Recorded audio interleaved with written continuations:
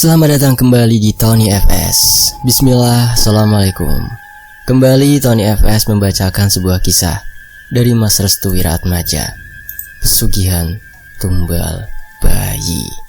Sebelum kita masuk ke selengkapnya, mari kita berdoa dulu ya. A'udzubillahi taala. Bismillahirrahmanirrahim.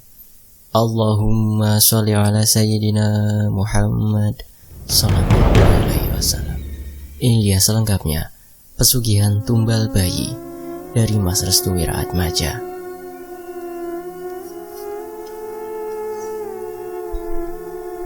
Kisah ini merupakan sebuah pengadaptasian sosial akan kejamnya dunia pesugihan. Terlebih lagi mereka yang mengorbankan bayi mereka hanya untuk kekayaan yang bersifat sementara. Provinsi Jawa Barat, tahun 1998. Kisah ini berawal dari pasangan suami istri bernama Agus dan Leli. Keduanya hidup serba kekurangan, manakala krisis moneter menghantui perekonomiannya. Terlebih lagi, untuk membeli bahan pangan, Agus harus mencari-cari pekerjaan yang benar-benar menutupi kebutuhannya. Selain itu, posisi istrinya yaitu Leli yang sedang mengandung anak pertama. Dalam kesehariannya, Agus rela menjadi tukang pikul beras di sebuah pasar yang berdekatan dengan rumahnya. Penghasilan yang didapatkan hanya cukup untuk membeli beras dan lauk pauk berupa ikan asin setiap harinya.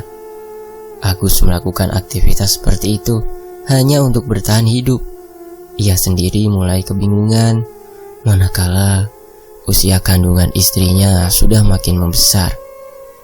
Di suatu malam, Leli, istrinya, mendekati Agus yang sedang terduduk di depan rumah. "Kang, sebentar lagi aku akan melahirkan." Agus yang mendengar hal itu hanya bisa menatap istrinya dengan tatapan yang sedih. "Neng, usia kandunganmu berapa sekarang?" 7 bulan, Kang." "Berarti 2 bulan lagi ya?" "Iya, kira-kira segitu, Kang." Agus pun beranjak bangkit dan menyuruh istrinya masuk ke dalam. Dalam hatinya, Agus harus mencari uang agar bisa membantu persalinan istrinya yang sudah mendekati bulan kelahiran. "Akang, kenapa sedih?" Akang belum ada uang, Neng." "Jadi anak kita bagaimana, Kang?" "Akang pikirkan dulu caranya, Neng. Siapa tahu ada jalan ya."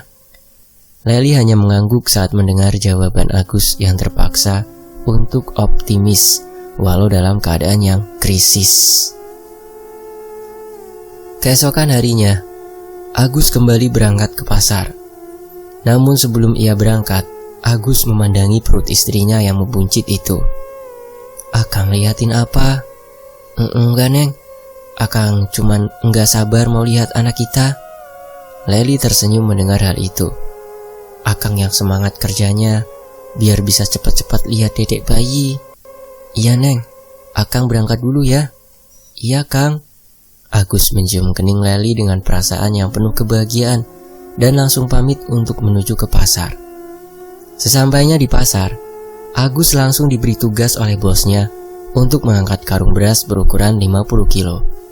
Beban 50 kilo menurut Agus sudah sangat berat.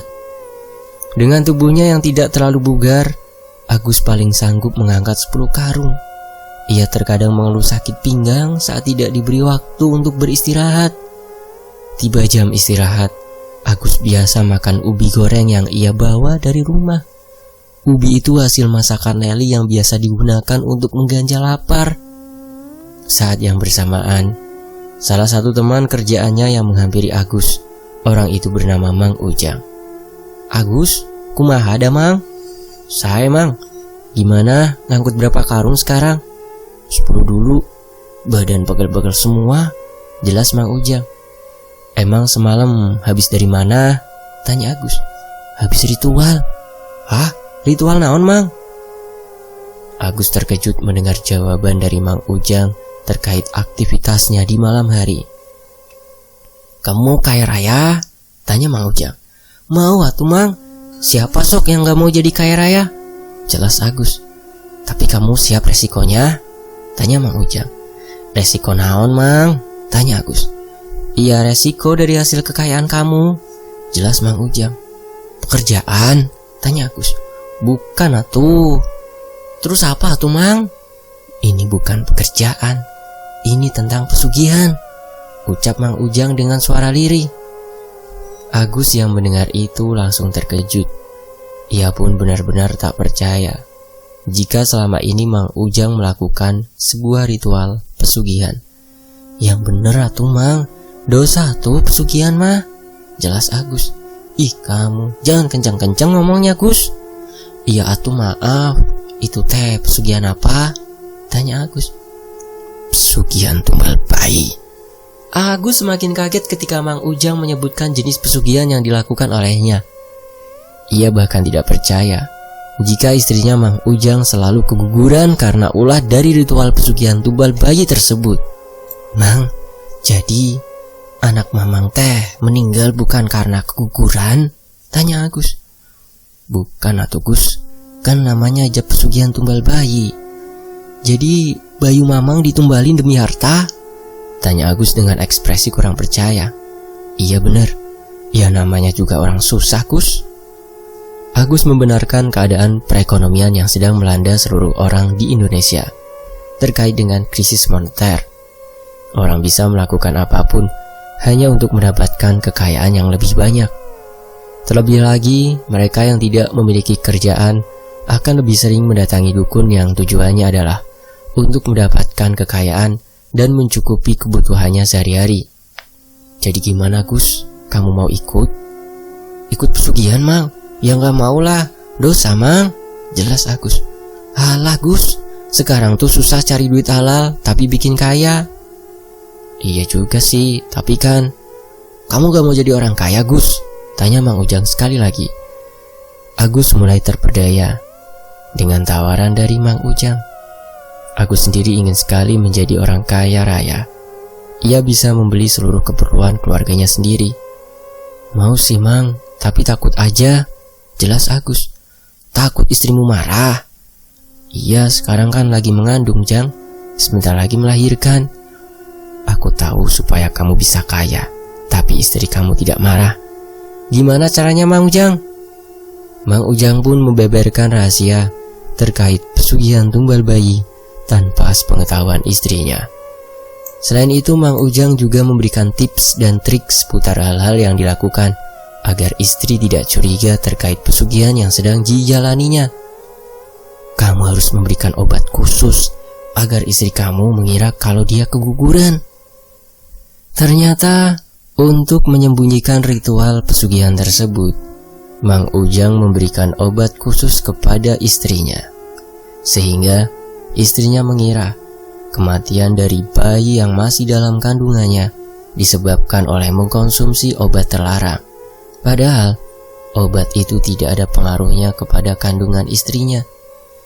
Namun, setelah ritual itu benar-benar berhasil, maka kematian dari anaknya akan berbuah manis yang tidak tergantikan dengan memiliki kekayaan yang berlimpah ruah. Agus mulai memahami alur pesugihan yang dilakukan oleh Mang Ujang. Ia juga mulai tertarik dengan apa yang ditawarkan oleh Mang Ujang kepada dirinya. Jadi gimana, Gus? Kamu mau lakuin pesugihan ini? Tanya Mang Ujang. Caranya gimana? Aku akan beritahu, Gus, caranya, asalkan kamu berjanji untuk menjaga rahasia ini. Oke, Mang, saya berjanji untuk tidak memberitahu hal ini. Tidak lama kemudian, Mang Ujang memberikan sebuah alamat tertulis dan memberikannya kepada Agus. Besok malam datang ke tempat itu. Dia adalah dukun yang biasa memberikan pesugihan kepada orang-orang yang ada di sekitarannya, jelas Mang Ujang. Agus pun membaca alamat tersebut. Ia juga mengeja huruf demi huruf nama dari dukun yang mampu memberikan pesugihan kepada orang-orang yang berada di sekitarannya. Ki Gandu? Namanya Ki Gandu? Tanya Agus. Iya benar, namanya Ki Gandu, jelas Mang Ujang. Oke, besok malam saya akan main ke dukun itu. Mendengar hal itu, Agus menjadi percaya diri lagi dan berusaha semaksimal mungkin untuk mewujudkan keinginannya agar menjadi orang kaya di tempatnya. Tepat di malam harinya, Agus pergi ke tempat dukun itu berada. Kebetulan, saat itu malam Jumat Kliwon. Dia memberanikan diri pergi ke tempat dukun tersebut yang bernama Ki Gandu. Hal yang harus dilakukannya adalah untuk menanyakan mengenai pesugihan tumbal bayi. Jarak antara tempat Agus dan Ki Gandu lumayan jauh, berkisar 30 menit dari rumah. Dan saat itu, Agus sudah mendapatkan izin dari istrinya dengan alasan untuk mengunjungi temannya guna membahas pekerjaan barunya. Padahal, Agus pergi ke rumah Ki Gandu guna membahas pesugihan yang dikatakan oleh Mang Ujang saat berada di tempat kerja.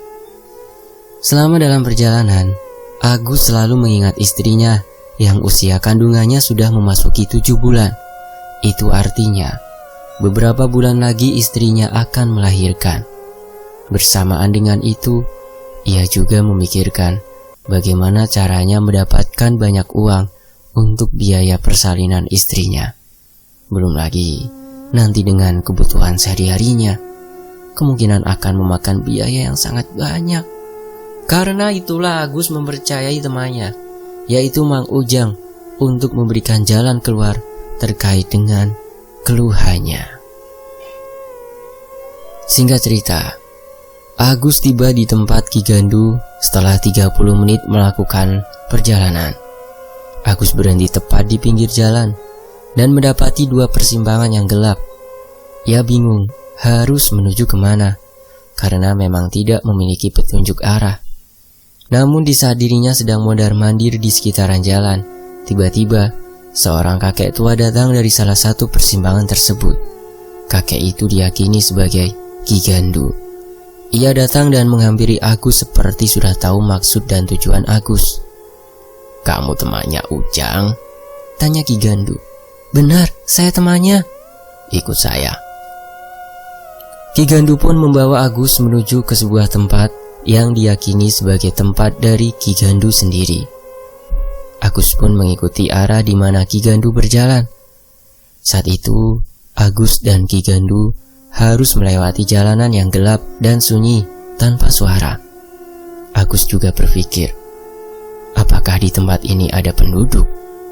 Hingga akhirnya, setelah mereka berdua berjalan, Agus melihat sebuah gubuk tua yang berdiri di dekat sebuah pohon besar. Di sampingnya terdapat sebuah kandang yang diyakini sebagai kandang ayam. Lalu, ada seorang wanita tua yang diyakini sebagai istrinya sedang duduk di depan gubuk tersebut, seperti sudah menunggu kedatangan mereka berdua. Entah memang sudah direncanakan terlebih dahulu oleh Mang Ujang sebelumnya, atau memang sebuah kebetulan terkait sambutan untuk Agus sendiri. Pasalnya, gerak-gerik Ki Gandu seperti sudah paham akan maksud dari tujuan Agus. Setibanya di depan gubuk, Ki Gandu langsung menyuruh kepada Agus untuk masuk ke dalam gubuk terlebih dahulu. Sedangkan Ki Gandu, ia bersama dengan istrinya, sedang berbicara antara satu sama lain terkait dengan keperluan Agus mendatangi tempatnya. Percakapan mereka terdengar samar-samar di telinga Agus. Agus pun mencoba untuk mendengarkan lebih dekat terkait percakapan mereka berdua. Anak itu adalah teman dari Ujang. Ia datang atas petunjuk Ujang, jelas Ki Gandu. Berarti dia akan melakukan hal yang sama seperti Ujang? Tanya istri dari Ki Gandu. Lihat saja nanti. Setelah mereka berdua membicarakan sedikit tentang Agus, akhirnya mereka pun masuk ke dalam gubuk untuk menemui Agus yang sudah menunggu di sana. Mula-mula, Agus merasa khawatir ketika Ki Gandu menatapnya dengan tatapan yang aneh. Namun lambat laun Agus menjadi terbiasa ketika dirinya bisa mengadaptasi perilaku aneh dari Ki Gandu sendiri. Hingga akhirnya, percakapan mereka pun dimulai. Ki Gandu mulai membuka percakapan terlebih dahulu. Apa yang membuatmu ingin datang kemari? Agus merasa deg-degan saat dirinya ingin menjawab tersebut. Ia sendiri tidak tahu apa tujuannya untuk mendatangi Ki Gandu. Namun Agus sendiri benar-benar ingin meyakini kalau kedatangannya adalah untuk satu tujuan tertentu, yaitu mengetahui lebih dalam terkait pesugihan tumbal bayi yang dimaksudkan oleh Ki Gandu sendiri. Setelah beberapa menit Agus terdiam, akhirnya ia berani menjawab pertanyaan Ki Gandu. "Aku kesini ingin bertanya terkait pesugihan yang dikatakan oleh Ujang." "Maksudmu pesugihan bayi bajang?" "Bayi bajang?" tanya Agus. "Iya, pesugihan itu dinamakan dengan pesugihan bayi bajang. Pesugihan ini tidak main-main, karena harus rela mengorbankan sang anak yang masih dalam kandungan." Mendengar hal itu, Agus langsung terdiam.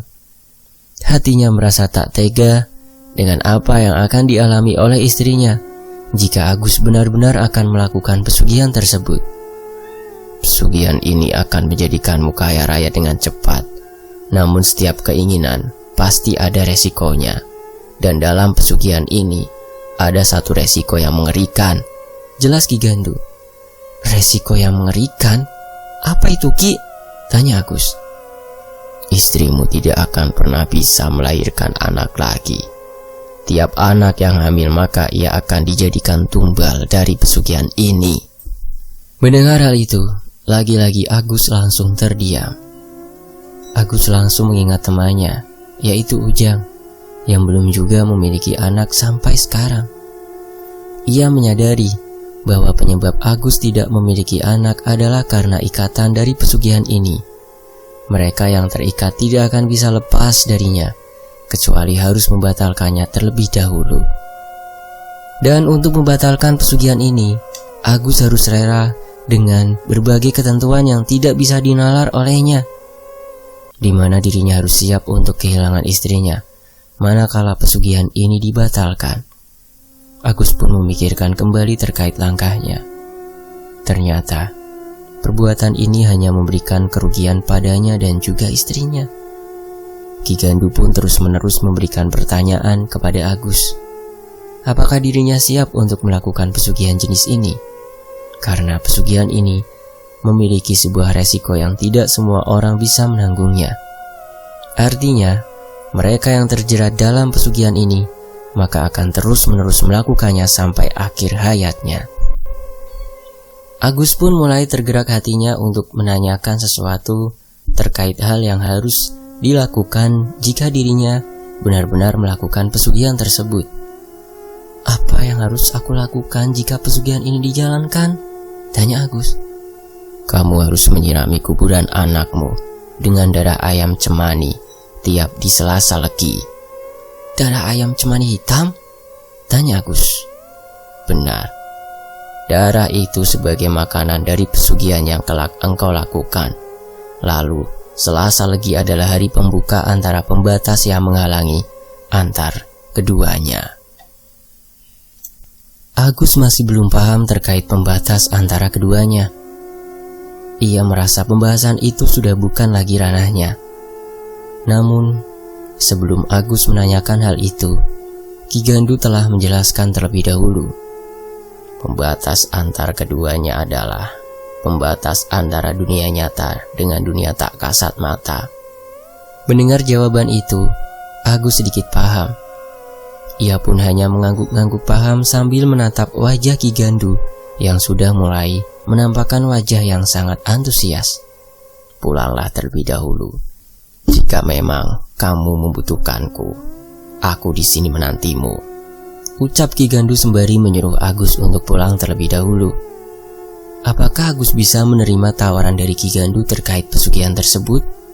Atau memang dia hanya ingin tahu terkait pesugihan tumbal bayi? Agus pun pulang ke rumah tepat di tengah malam. Dalam perjalanan, ia masih memikirkan resiko dampak panjang yang mengerikan. Artinya, jika memang pesugihan ini dilakukan dan berhenti di tengah jalan, resiko dan dampaknya akan terus berjalan hingga pelaku meninggal dunia. Korban yang dimaksud adalah istri dari pelaku pesugihan ini. Akhirnya, dengan berat hati Agus membendung niatannya untuk melakukan hal itu. Ia masih memikirkan lebih dalam agar keputusannya bukanlah satu-satunya hal yang membawa dampak buruk bagi kehidupannya di luar. Singkat cerita, Agus tiba di halaman rumahnya. Saat itu, ia melihat seorang wanita yang masih terduduk sambil mengelus-ngelus perutnya tepat di depan rumah. Agus yang melihat itu merasa yakin jika istrinya belum tertidur. Agus pun segera menuju ke depan rumahnya. Ia kemudian menuju ke istrinya yang sedari tadi sedang menunggunya. "Kok belum tidur, Neng?" tanya Agus. "Abang kok lama banget pulangnya?" jelas Leli. "Kan Akang ada pekerjaan." "Tapi kan gak sampai selarut ini, Kang. Neng takut." Agus pun akhirnya menyadari jika istrinya benar-benar mencintainya. Terlebih lagi, sikap perhatian istrinya benar-benar meleburkan hati Agus yang keras. Akhirnya Agus pun mengajak istrinya untuk masuk ke dalam. Hal ini disebabkan malam semakin larut. Singkat cerita, keesokan harinya, Agus kembali berangkat kerja. Kali ini ia melihat temannya yang bernama Mang Ujang sedang mengangkat karung beras. Agus pun langsung bersiap-siap untuk mengangkat karung beras yang sama. Akhirnya Mang Ujang pun melirik Agus yang sudah berada tepat di sebelahnya. "Loh Gus, kamu berangkat?" tanya Ujang. "Iya Mang." "Emang kenapa tuh?" tanya balik Agus. "Enggak sih, gimana kemarin malam? Lancar?" tanya Ujang. "Aku masih belum bisa memastikan Mang." "Loh kenapa memangnya?" "Aku masih sayang dengan istriku." Mendengar hal itu, Ujang pun tertawa terbahak-bahak. Ia masih mendengar kata cinta di mulut lelaki yang membutuhkan harta. Ujang sendiri tidak benar-benar percaya akan arti cinta yang sebenarnya, karena memang dalam hidupnya terpilih dua hal yang pasti, yaitu harta dan kebahagiaan. Ujang tidak mengaitkan cinta dalam kehidupannya. Ia lebih memilih harta sebagai teman setianya. Agus yang mendengar hal itu, ia pun diam saja. Agus tahu jika prinsip kehidupan yang dijalankan oleh Ujang sangat berbeda dengan dirinya. Agus sendiri adalah tipikal orang yang selalu berpegang teguh kepada keluarga dan kebahagiaan, karena perbedaan keduanya sangat-sangat jauh, bagaikan langit dan bumi. Kehidupan mereka tidak bisa disamaratakan. Karena itu, dalam menanggulangi hal ini, Agus tetap memiliki sikap toleransi sebagai bentuk penghormatan dirinya terhadap ikatan teman, namun tidak untuk meniru prinsip hidup yang dijalankan olehnya. Setelah pekerjaan mereka selesai, tibalah waktu istirahat. Saat itu, Ujang meminta kepada Agus untuk menemuinya di tempat yang biasa mereka gunakan untuk mengobrol dalam masalah kehidupan. Agus pun mengiyakan keinginan Ujang. Namun, sebelum itu, Agus membuat wedang untuknya dahulu. Setelah 10 menit berselang, Agus pun mendatangi lokasi tersebut. Dan benar saja, Ujang sudah menunggu kedatangan Agus di tempat tersebut. Setibanya Agus di sana, Ujang langsung mempersilahkan Agus untuk duduk yang beralaskan kertas koran dari pinggiran jalan. Terlihat dengan jelas kepulan asap rokok yang membumbung tinggi. Tangan kiri Ujang memegang rokok kretek dengan aroma khasnya. Pandangan Ujang mengarah ke arah Agus yang sedari tadi hanya bengong tak karuan. "Hayang ngudut maneh?" tanya Ujang. "Tok Mang, tetiasa ngudutan aing," jawab Agus. Ujang kembali mengisap rokoknya. Ia kemudian menyeruput wedang yang telah dibawakan oleh Agus. Lalu setelah menikmati nikmat dunia yang dua, yaitu rokok dan wedang, Ujang pun menghadapkan pandangannya ke arah Ujang dengan wajah serius. "Kamu serius gak mau kaya raya?" tanya Ujang. "Enggak Amang, aku masih sayang sama istriku." Agus, zaman sekarang itu gak usah percaya sama cinta." Agus hanya terdiam sambil memainkan bebatuan di kakinya. "Aku kasih tahu ya, keluarga tanpa harta, rumah akan runtuh. karena yang memperkokoh rumah itu bukan cinta, melainkan harta, ucap Ujang. Mendengar hal itu, Agus mulai tidak menerima bentuk ulasan yang dikemukakan oleh Ujang. Tapi Mang, keluarga tanpa cinta sama saja mati rasa. Tak apa mati rasa Gus, yang penting banyak harta, jelas Ujang. Perdebatan mereka berdua terus menjerumus kepada dua perbedaan yang signifikan, di mana Agus sendiri lebih mengedepankan cinta sebagai garis terdepan dalam memperkuat keluarga. Sedangkan Ujang sendiri lebih terpaku kepada harta yang notabene mampu mendapatkan apapun yang ia inginkan selama harta itu benar-benar berlimpah. Debat yang tak berujung. Keduanya pun hampir menimbulkan keributan karena perbedaan pendapat tersebut. Hingga akhirnya Ujang mulai terdiam dengan serangan asumsi yang dikemukakan Agus terkait masalah kehidupannya kepada Ujang. Singkat cerita, Ujang langsung mengajukan kesimpulan di antara debat panjang yang tak berujung tersebut. Jadi bagaimana? Apakah kamu mau melakukan pesugihan tersebut? Tanya Ujang. Tidak dulu Mang. Istri saya masih mempercayakan kepada saya untuk menjadi lelaki yang benar-benar memberikan nafkah yang layak, jawab Agus. Ngomong-ngomong, istrimu sedang hamil kan? Tanya Ujang. Iya Mang. Kenapa memangnya? Tanya balik Agus. Ujang mulai tersenyum mendengar hal itu. Agus mulai merasa ada yang berbeda dengan garis wajah yang ditampakkan Ujang setelah mendengar kabar jika istrinya sedang hamil. Tidak apa-apa, aku rasa memang seharusnya kamu harus jaga istrimu, jelas Ujang. Aku jaga tiap hari Mang, apalagi sekarang dia sedang hamil besar, ucap Agus. Hamil tua? Bener Mang. Berapa bulan kira-kira? Tanya Ujang dengan mimik wajah yang berubah menjadi senang. 7 bulan Mang, jelas Agus. Mendengar jawaban Agus, Ujang kemudian tersenyum sambil memainkan kedua jari jemarinya, seperti hendak merencanakan sesuatu.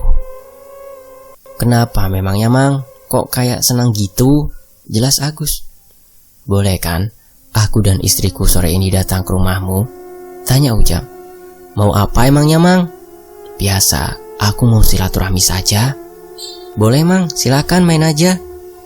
Mendengar perizinan tersebut, Ujang benar-benar menampakkan wajah sumringah.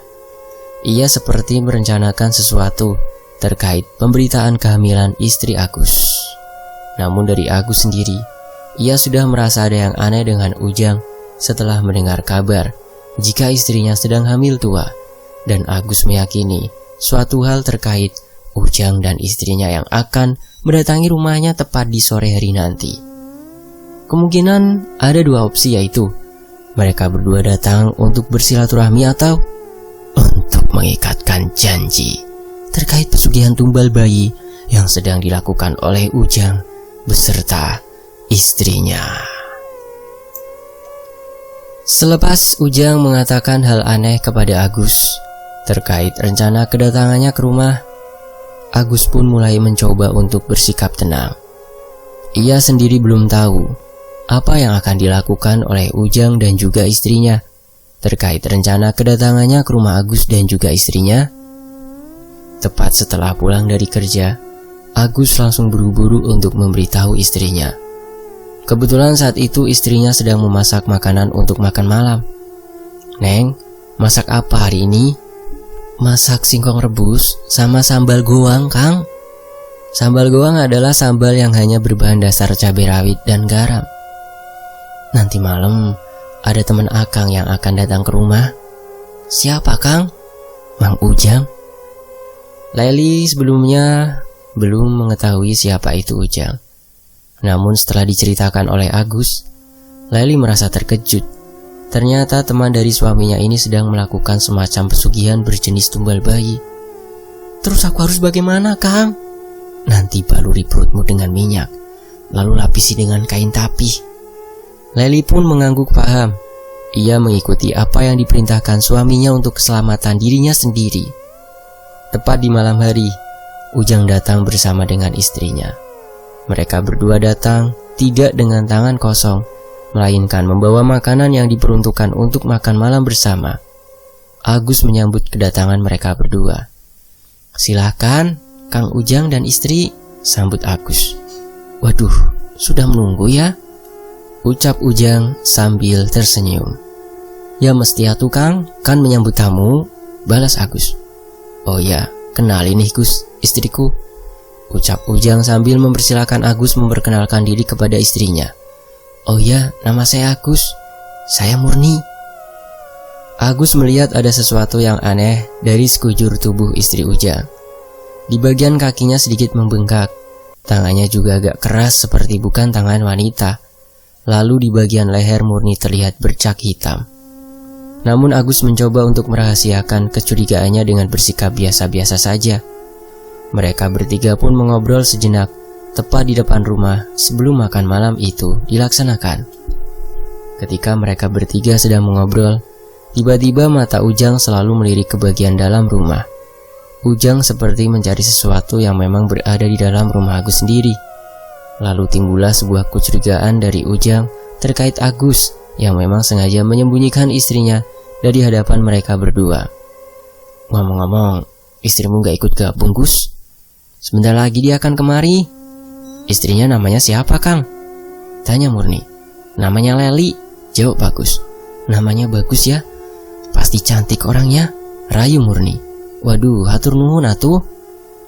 Agus berpura-pura tersanjung dengan pujian yang diberikan oleh Murni terhadap istri dan juga dirinya.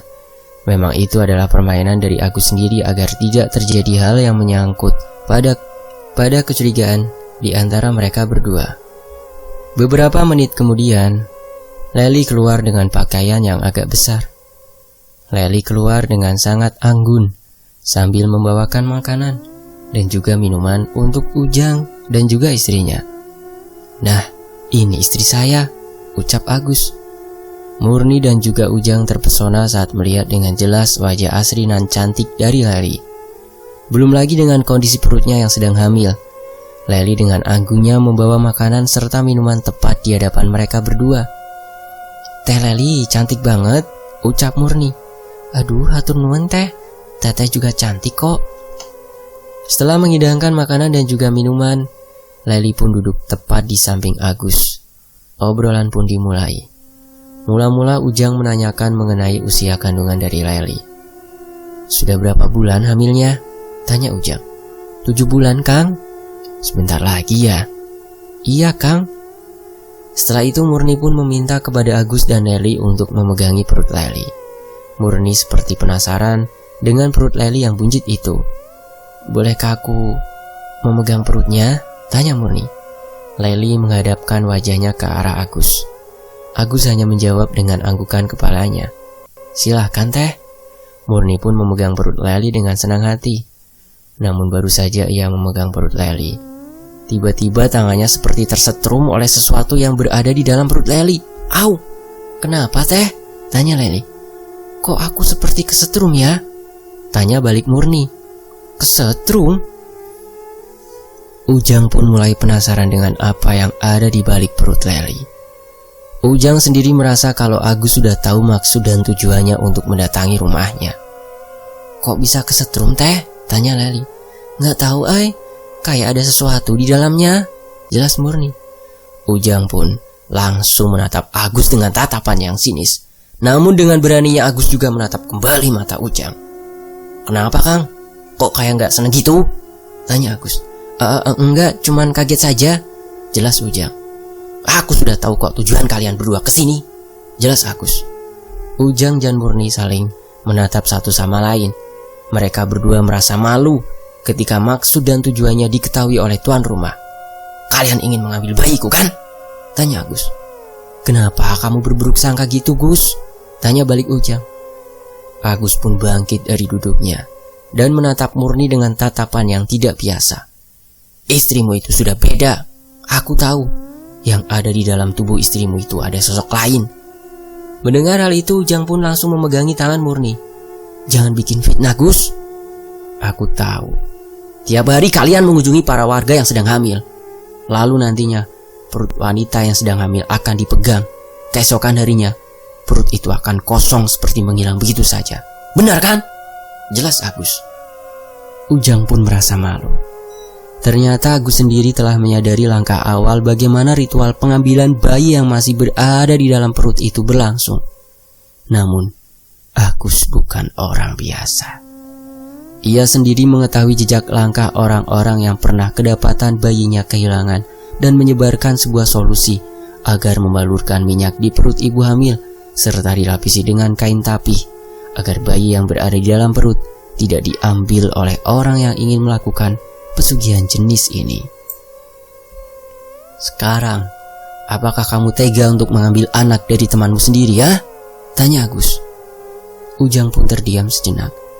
Lambat laun diamnya menjadi sebuah tawa yang mengerikan. Kamu memang curang, Gus.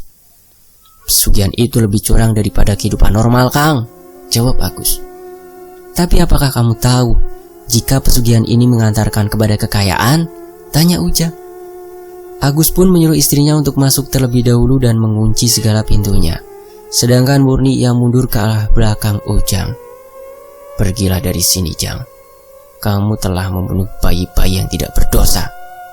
Baiklah, aku akan pergi, jawab Ujang. Ujang pun kemudian meninggalkan rumah Agus dengan langkah yang sedikit terburu-buru. Ia menyadari bahwa Agus bukanlah orang biasa. Bisa dibilang, Agus telah mengorek banyak informasi terkait pesugihan tumbal bayi ini. Sampai-sampai segala rencana yang dijalankan oleh Ujang benar-benar tidak berefek kepadanya. Ia menandakan bahwa rasa cinta dan kasih sayang Agus kepada istrinya jauh lebih besar. Setelah kepergian Ujang, Agus pun menyusul masuk ke dalam rumah. Ia melihat istrinya sudah pucat pasi dan menampakkan wajah dengan ekspresi yang takut. Kang, aku takut.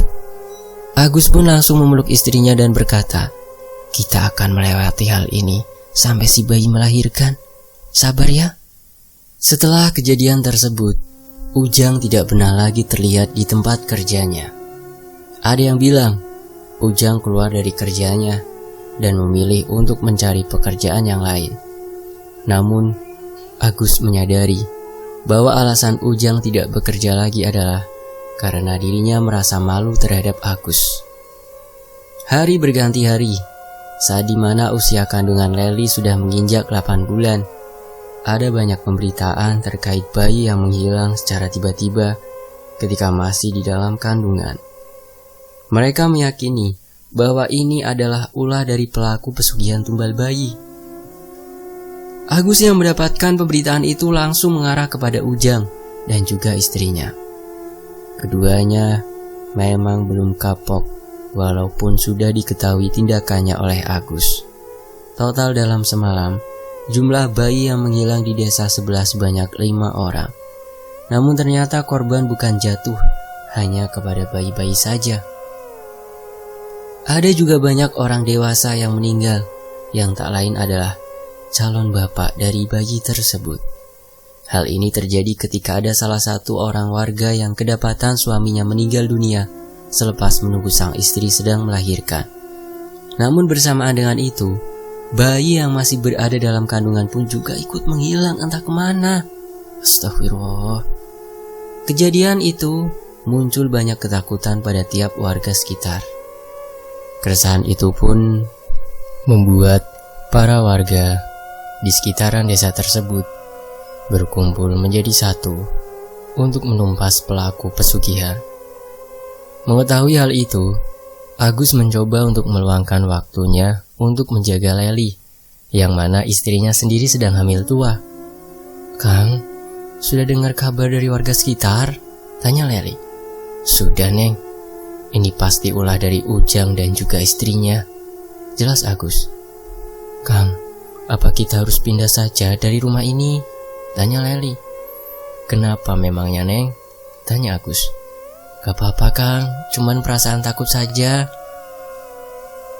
Lely terus-menerus memegangi perutnya yang sudah membuncit itu. Kemungkinan besar beberapa minggu ke depan, Lely akan segera melahirkan. Agus juga menyadari hal yang sama mengenai prasangka Lely terkait teror hilangnya banyak bayi dan juga banyaknya orang dewasa yang meninggal secara tiba-tiba. Sementara itu di beberapa warga telah berkumpul di suatu tempat untuk membahas satu permasalahan yang sangat meresahkan. Mereka pun merencanakan sesuatu agar hal yang sama tidak terjadi kembali. Solusi yang diputuskan dari beberapa warga saat itu antara lain: 1. Meminimalisir terjadinya pencurian bayi ketika ada salah satu warga yang hendak melahirkan tepat di malam hari. 2. Melakukan penjagaan yang ketat di saat hendak melahirkan. 3. Mengetahui dengan jelas dukun beranak yang akan dijadikan sebagai orang yang membantu dalam proses persalinan. Sementara itu, mereka juga akan memagari tiap rumah warga dengan menggunakan bambu kuning dan lonceng yang telah dijadikan sebagai media penanda ketika akan terjadinya pencurian bayi. Bambu kuning sendiri memiliki fungsi untuk melemahkan orang yang memasuki rumah tersebut. Jika orang yang memasuki rumah tersebut memiliki ilmu hitam, bambu kuning akan menyerap energi tersebut dan menetralisirkannya secara cepat. Sedangkan lonceng yang telah dijadikan media tersebut berfungsi sebagai media penanda orang-orang yang ada di sekitaran rumah ketika yang memasuki rumah tersebut memiliki kehendak yang sangat buruk dengan tujuan mencuri bayi yang akan dilahirkan. Setelah disepakati, akhirnya mereka memberitahu hal ini kepada banyaknya warga sekitar, terutama pada mereka yang memiliki istri yang sedang hamil. Alhasil, para warga merasa aman dan tenang ketika solusi itu sendiri telah memberikan hal yang bersifat kondusif terkait permasalahan yang sedang menimpa desanya. Singkat cerita, sesaat sebelum Lely melahirkan, ia meminta kepada Agus untuk dicarikan seorang dukun beranak yang akan dijadikan sebagai perantara dari proses persalinannya. Hal ini dikarenakan jika masa melahirkan telah tiba, Agus tidak usah repot-repot untuk mencari secara mendadak terkait dukun beranak yang akan membantu proses persalinan Lely. Akhirnya, Agus pun mencari seorang dukun beranak yang akan dijadikan sebagai perantara dari persalinan istrinya. Dipilihlah seorang dukun beranak bernama Cek Yati. Beliau adalah salah satu dukun beranak yang sangat terkenal di tempatnya. Cek Yati telah beberapa kali menolong banyaknya para warga yang sedang melahirkan. Secara pengalaman, Cek Yati sudah sangat berpengalaman dalam menangani para pasiennya. Akhirnya, Cek Yatilah yang menjadi pilihan saat itu. Beberapa hari kemudian, Lely sering mengeluh karena dirinya sering kali mulas. Sepertinya sebentar lagi Lely akan segera melahirkan. Saat itu Agus telah bersiaga penuh dengan melaporkan hal ini kepada para warga yang ada di sekitarannya. Berita ini pun tersebar luas bahwa Agus akan melahirkan anak pertama tepat di malam harinya. Beberapa warga membantu proses persalinan dari Lely. Sebelum akhirnya Cek Yati tiba, para warga telah menempelkan bambu kuning di sekitaran rumah Agus. Lalu, tidak lupa pula untuk memasang lonceng di dalam rumah. Setelah semuanya telah usai, akhirnya Cek Yati pun datang sembari menutupi wajahnya. Memang dukun beranak di desa tersebut harus menutupi wajahnya agar tidak diketahui oleh pelaku pesugihan. Akan tetapi, saat itu para warga sedang disibukkan dengan mengobrol di sekitaran rumah Agus. Bersama dengan itu, Agus sedang menjaga istrinya yang sebentar lagi akan melahirkan. Namun, kejadian yang aneh tiba-tiba terjadi di saat Cek Yati akan memasuki rumah. Seluruh orang yang ada di sekitaran rumah tiba-tiba terlelap tidur. Lalu dengan cepat Cek Yati mencopoti seluruh bambu kuning yang terpasang. Bersamaan dengan itu, dia juga memasuki rumah dengan santai, tanpa kendala apapun. Setelah memasuki rumah, Cek Yati pun menyuruh kepada Agus untuk keluar karena persalinan akan dimulai. Setelah Agus keluar, tiba-tiba lonceng berbunyi. Awalnya Agus tidak curiga, karena mungkin saja lonceng itu berbunyi akibat angin yang masuk ke dalam rumahnya. Lalu setelah Cek Yati menutup pintu dan menguncinya, kondisi di dalam rumah pun menjadi berbeda. Tiba-tiba, hawanya sangat panas, hingga membuat Lely merasa gerah. Dan manakala proses persalinan akan dimulai, lonceng pun berbunyi dengan sangat kencang. Agus yang berada di luar langsung terkejut ketika mendengar lonceng itu. Dan yang lebih mengejutkannya lagi, ia telah melihat para warga sudah terkapar di samping rumahnya. Agus pun langsung berupaya untuk membangunkan para warga, namun mereka seperti tersilap dalam tidur. Sementara itu, persalinan Leli pun akan dimulai. Namun saat persalinan akan dimulai, Cek Yati langsung membuka tudung penutup kepala dan wajahnya. Dan ternyata yang mereka kira itu adalah Cek Yati, akan tetapi di balik tudung palsu itu adalah si Murni, istri dari Ujang. Murni tersenyum dan berkata kepada Leli, "Teh, kita ketemu lagi." Kamu kan Murni?" "Iya teh, bayi teteh sangat wangi." Lonceng terus berbunyi hingga memberikan kebisingan di dalam ruangan. "Teteh udah siap?" tanya Murni. Leli mencoba untuk menghindar di saat kedua tangan Murni hendak memegangi perut Leli. Namun di saat bersamaan, Agus langsung mendobrak pintu dan menusukkan sebuah bambu kuning tepat di bagian punggung Murni. Saat yang bersamaan, wajah Murni berubah seperti siluman. Lidahnya sangat panjang dan memiliki sorotan mata yang tajam serta berwarna kemerahan. Murni pun melarikan diri lewat bagian belakang rumah. Secara bersamaan, para warga langsung terbangun. Agus langsung keluar dan meminta kepada para warga untuk mengejar Murni yang sedang melarikan diri. Para warga pun langsung melihat seorang wanita yang sedang berlari sambil menahan luka yang berada di bagian punggungnya. Lalu karena sebentar lagi Leli akan melahirkan, Agus pun langsung membawa Leli menuju ke dukun beranak lainnya. Agus membopong Leli dan mencari dukun beranak lainnya. Selama dalam perjalanan, Agus masih terpikirkan dengan munculnya Murni. Ia berasumsi bahwa Murni menyamar sebagai Cek Yati, sedangkan Cek Yati masih berada di rumah. Akhirnya, Agus pun menuju ke rumah Cek Yati. Sesampainya di sana, Agus langsung mengetuk-ngetuk pintu rumah Cek Yati. Dan beruntungnya, Cek Yati membukakan pintu dengan wajah yang sudah memucat. "Cek, kenapa mukanya?" "Jangan banyak tanya, istrimu sebentar lagi akan melahirkan. Bawa masuk." Agus pun membawa masuk Leli ke dalam rumah Cek Yati. Sementara itu para warga terus mengejar Murni yang akhirnya masuk ke dalam rumah miliknya. Karena mengetahui Murni telah melakukan pesugihan, akhirnya para warga yang kesal pun membakar rumah Murni bersama dengan seluruh isinya. Kebakaran itu menimbulkan keramaian banyak warga. Mereka berdatangan sembari bersorak bahagia karena Murni telah mati menjadi abu. Dan tepat saat itu juga, Leli melahirkan anak pertama berkat bantuan dari Cek Yati. Alhamdulillah, akhirnya Agus menjadi satu-satunya warga yang berhasil menyelamatkan anaknya dari cengkraman tumbal pesugihan bayi. Dan nasib dari Murni sendiri, dia terbakar bersamaan dengan suaminya yang kala itu sedang melakukan ritual yang sama. Namun atas saran warga, tubuh atau jasad dari keduanya, yaitu Murni dan juga Ujang, tidak boleh menyentuh tanah. Mereka dipercaya memiliki keilmuan lain yang mana mampu membangkitkan diri dan membalaskan dendam kepada para warga yang berada di sekitarnya. Dan kisah ini selesai. Demikianlah dari Mas Restu Wiratmaja. Terima kasih teman-teman. Saya pamit undur diri.